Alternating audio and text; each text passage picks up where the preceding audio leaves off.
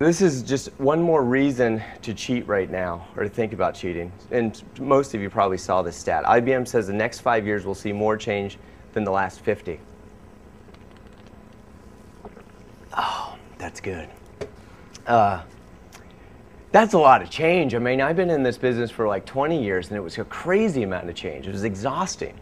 Like if you had soul vision, you know, MRI scan, but it was for the soul. I have like a soul of a 120-year-old, and now it's going to change. You got to think about that. 5 years, the next 5 will be like the last 50. So basically, if you're thinking in current terms right now, you're as outdated as if somebody from Mad Men stepped into the room and came up to the stage and started talking about advertising. So if you're thinking about the way things are right now, you're that outdated. So there's no reason to think about it like that.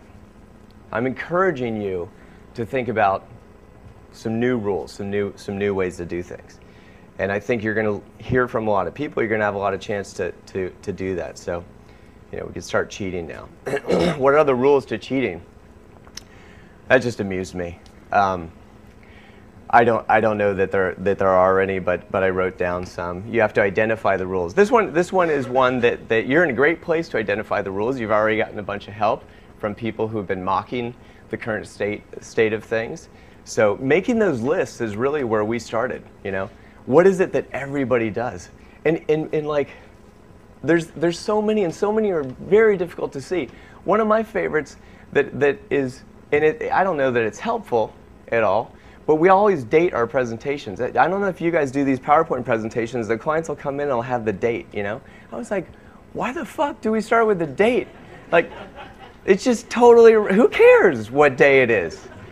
And I think it's, you know, it's so you could file stuff maybe. I don't know what the reason for that is. So if the date is up there, I'll always call out, why the fuck is the date up there? And then the clients can laugh, and we all feel better, and we bond about the date thing that's making us all crazy, but we don't even realize it. And then you got to break, so you got to break all the rules, and it is a scary thing potentially, and so that's why the drawing of the little guy rolling the fear out. And you got to understand who you are in all this. It isn't that you would all do it the same. You won't identify the same rules. You won't rally around the same rules. It will be unique. One of the reason why we didn't have to pitch was because we wound up unique.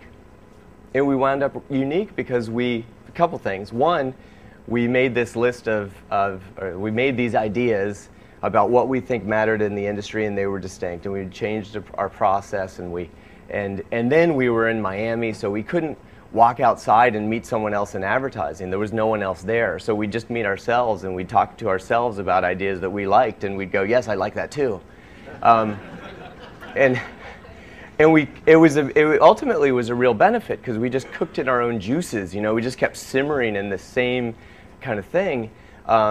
And that, you know, that's a huge challenge when you think about larger agencies in places like New York, where people are just sort of, you know, shifting from one place to another. How do you create a new culture? How do you take an idea and just let it sit in a place and become more and more powerful? I think that's a big challenge.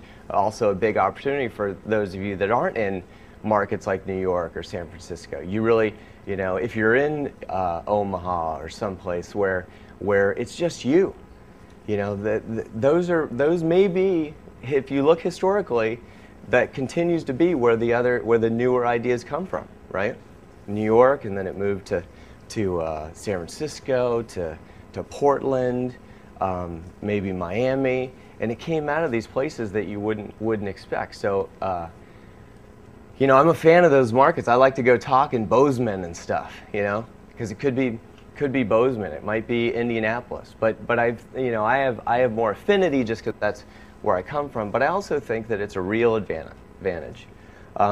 So all this, you know, it sounds simple, and it is simple, but it's difficult because you have to take the time to also understand what turns you on about the business, and that's where that's one of the most important filters.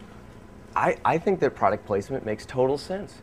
I think that it's a great idea. I couldn't care less about it. I wouldn't want to spend 20 seconds thinking about it. I don't want to work on it. Someone in this room really likes it though, probably. If someone here is probably making a living off of it. And that is a beautiful thing, you know? If we ultimately really just built businesses around what we care about, like, or what turns us on, there would be no new business reviews. Clients would just look and they go, well, these guys are good at this and these folks are good at this. I'm going to hire them for this, I'm going to hire them for this. You wouldn't have this parity that's created reviews, right?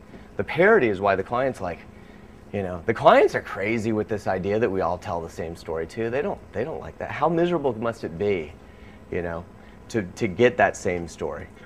But how fun is it when you walk in and you have a new story?